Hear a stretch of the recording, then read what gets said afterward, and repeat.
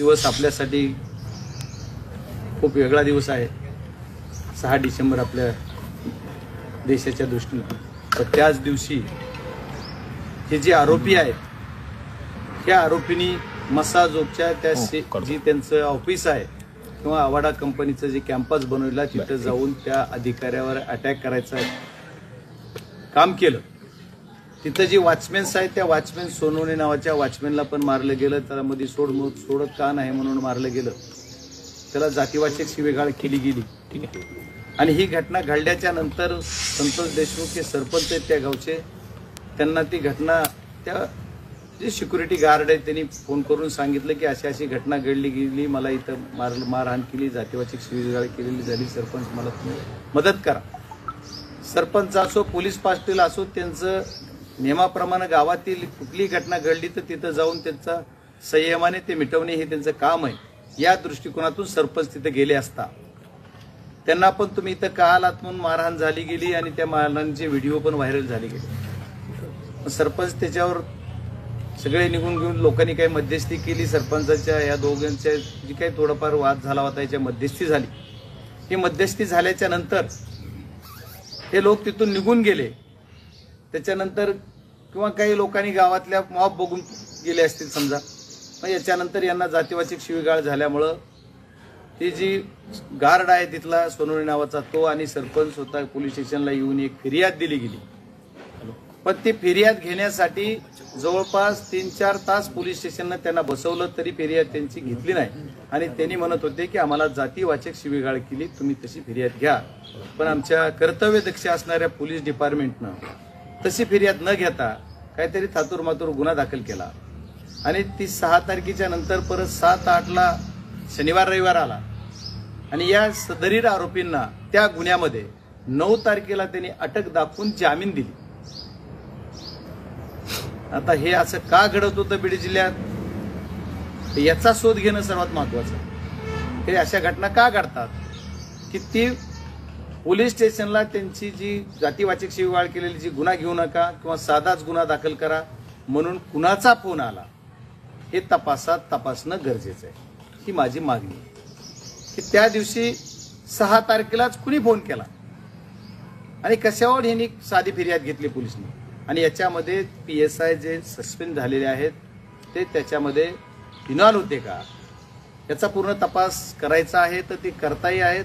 तर या सर्व गोष्टी करताना सोमवारी 9 डिसेंबरला ज्या दिवशी या आरोपींना जामीन झाली, जामीनवर सोडलं गेलं, त्या आरोपीबरोबर PSI आपल्याला दिसतात. त्याचे व्हिडिओ व्हायरल तुमच्या सर्व चॅनलनी पण केलेत.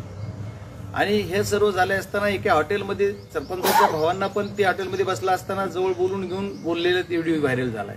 त्याच्यातच कुणीतरी म्हणतंय की हा व्यावहारिक विषय आहे. मान्य व्यावहारिक आहे, पण सरपंचाचा व्यावहारिक विषय नाहीये. व्यावहारिक विषय करणारे कुणीतरी वेगळेच असावेत जर व्यवहारातून असेल तर. कारण हे खंडणीचाच विषय असल्यामुळे व्यावहारिक आहे. त्यांच्या म्हणण्यात तथ्य आहे. जे कोणी व्यवहारातून हे झालंय म्हणतात ना त्याच्यात ती तथ्य आहे. ते कसं तथ्य आहे तर त्यांनी ते व्यवहारातून झालं याचा अर्थ त्यांनी वेगळा घेतायत.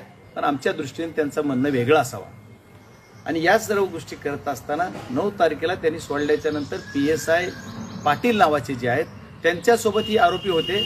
मग ही आरोपी त्यांच्यासोबत असताना PSI पाटील त्यांना काय प्रोटेक्शन देत होते किंवा काय कट रचित होते या कटामध्ये तेही सामील होते का असा मी पहिल्या दिवसापासून जी मी 9 तारखेला संध्याकाळी बाईट दिली तेव्हापासून सांगतोय की ही जी PSI आहेत याच्यामध्ये सहआरोपी झाले पाहिजेत. आणि माझ्या त्या म्हणण्याला ग्राह्य धरून म्हणा, तपासाचा भाग म्हणून म्हणा, त्यांनी त्याच्या सहआरोपी त्यांना केलं गेलं. त्याच्याबद्दल पोलीस डिपार्टमेंटचे मी आभार मानणार.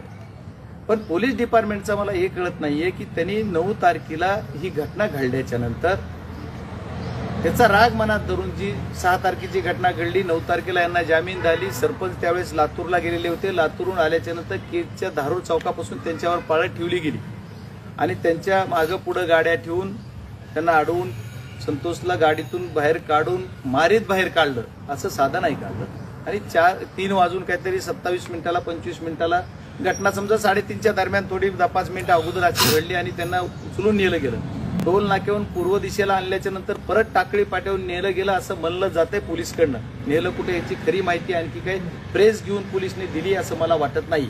म्हणजे माझ्या माहिती किंवा प्रेसला दिले, त्यांनी डिटेल वृत्तांत दिला नाही. तो त्यांचा तपासाचा भागही असू शकतो, त्याच्यामुळे ते देत नसतील, मला त्याच्यात नाही जायचं. पण मला ज्या दिवशी 4:30 वाजता माझा पीए इथून फोन करत होता की अशी घटना घडली, असं सरपंचांना किडनॅप केलंय, माझा हाऊस चालू असल्यामुळे मला थोडं कॉन्टॅक्ट होत नव्हता. हाऊसमध्ये असल्यानंतर रेंज येत मी ज्यावेळेस बाहेर येईल, जसा मेसेज मला मिळाला तसा मी प्रयत्न करत होतो. तेव्हापासून एसपीशी कॉन्टॅक्ट केला, सर्वांशी कॉन्टॅक्ट केल्यानंतर हा कॉन्टॅक्ट झाला नाही असं त्यांचे जे, पण ते ठीक आहे. मग त्याच्यानंतर मला ज्यावेळेस 6:30ला माझ्या पीएनी सांगितलं की ही किडनॅपिंग नाही तर मर्डर झाला, मला डायरेक्ट घाम आला की अशी घटना घडू शकते माझ्या होम पिचला. माझ्या संतोष देशमुख हा माझ्या